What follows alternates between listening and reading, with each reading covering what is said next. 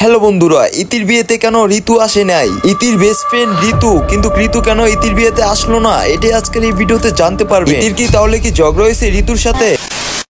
তো বন্ধুরা, দীর্ঘদিন রিলেশন করার পর তালা আর ইতির মাঝখানে হয়ে গেছে পূর্ণতা, মানে তাদের বিয়ের প্রোগ্রাম শুরু হয়ে গেছে। বন্ধুরা, যেমনটা জানেন আপনারা, ইতির বেস্ট ফ্রেন্ড কিন্তু ঋতু, টিম রাকিব হোসেনে কিন্তু সকলে কিন্তু ইতির বিয়েতে এনজয় করতেছে, কিন্তু কেন দেখা যাচ্ছে না ঋতুকে?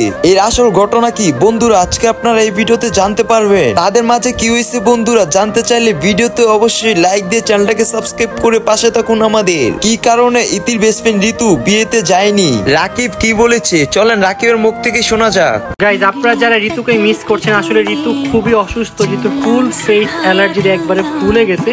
তো ঋতুকে এখন বাসায় রেস্ট করতে হবে, আর এমন তো অবস্থায় আসলে বাইরে নেওয়া পসিবল না।